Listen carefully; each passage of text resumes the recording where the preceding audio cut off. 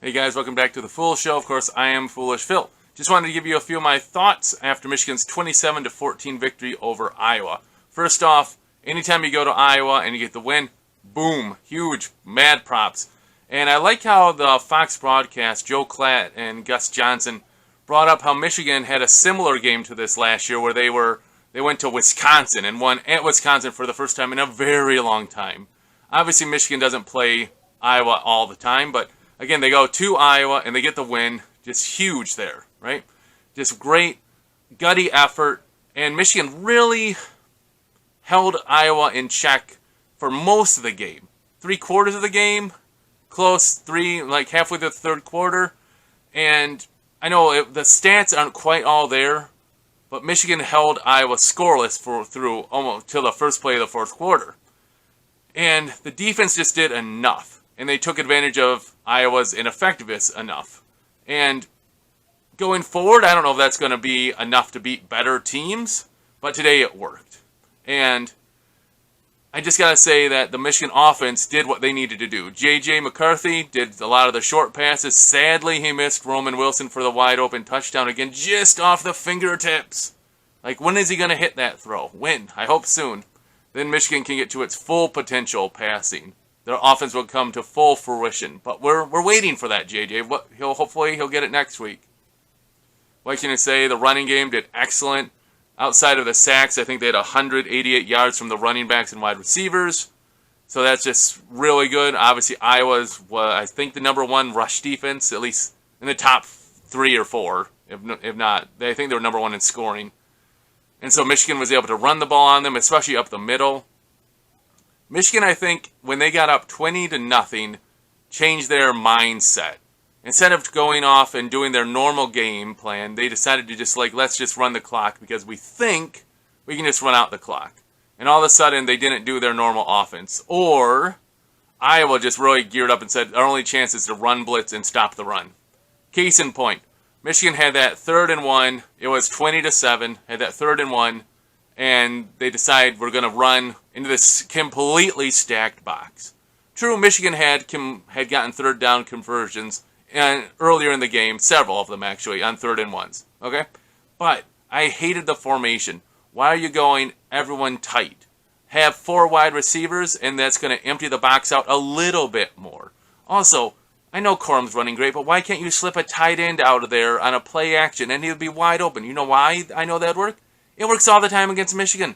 Iowa did play action pass against us all the time, and it's worked and worked and worked. Even though Iowa was doing terribly running, they still were able to get play action to work on us. Iowa had 20 rushes for 66 yards from their running backs, and yet play action worked on us all game to hit those tight ends, especially obviously in the fourth quarter. It's like, why can't we do a play action like that? When everyone's expecting to run, why can't we do a pass? It is what it is. Positives, JJ took what the defense gave him. Negatives with JJ again. Pressure, bad ball security, fumble. Luckily, Edwards jumped on it, but Iowa took that momentum, got a short field from the kind of a bad punt again, and they went in and scored, made it 20-7, right? So that JJ's lack of ball security, even though it wasn't a turnover, it swung momentum. And man, the momentum did swing a lot. I don't know, did you feel it? Like I felt it? All of a sudden, Michigan got the ball back, 20-7. And what does Michigan do? 3-0. Michigan punts the ball. Iowa gets it, and they just start marching. They get all the way to inside the 10, inside the 5. It's 4th down. My brother and I on that whole drive were like, this is the difference. Like, Michigan needs someone to rise up. We were hoping the offense would rise up, and they didn't do it. They went 3 and out, right? You're hoping someone's going to rise up on the defense, and they get the stop. It wasn't an individual play, right? Petrus hit, I think, their tight end, but it was short, and we get the stop. Next possession, all right, let's go win the game. 3 and out. Like, come on, offense. I know you had bad field position, but come on. Punting the ball. And then who rises up? The defense rises up, and what a series. Mike Morris starts the first play with a sack. Boom. 2nd and 19.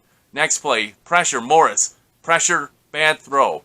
3rd play, Oki gets a sack. 4th down, Oki gets pressure. Boom, drive over. That's how you rise up. That's what I wanted to see Michigan do.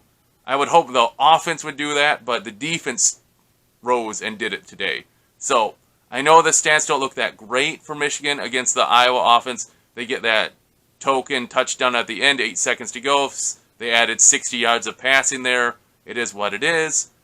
But the defense rose up and solidified the victory for Michigan there. Obviously, the offense got the ball back. Corum breaks off the touchdown. All of a sudden, Michigan decided, hey, why don't we run like stretch plays to the side? We have speed, and all of a sudden it worked just great. It's like, we don't always have to run up the middle. Oh well, hindsight's always 20/20. So, great game by Corum. The offensive line did great. The defensive line held up very well versus the run game, and obviously when you look at it, before the final drive, they had 11 pressures, 9 hits, 4 sacks. I mean, okay, in the end, that's a pretty good stat line.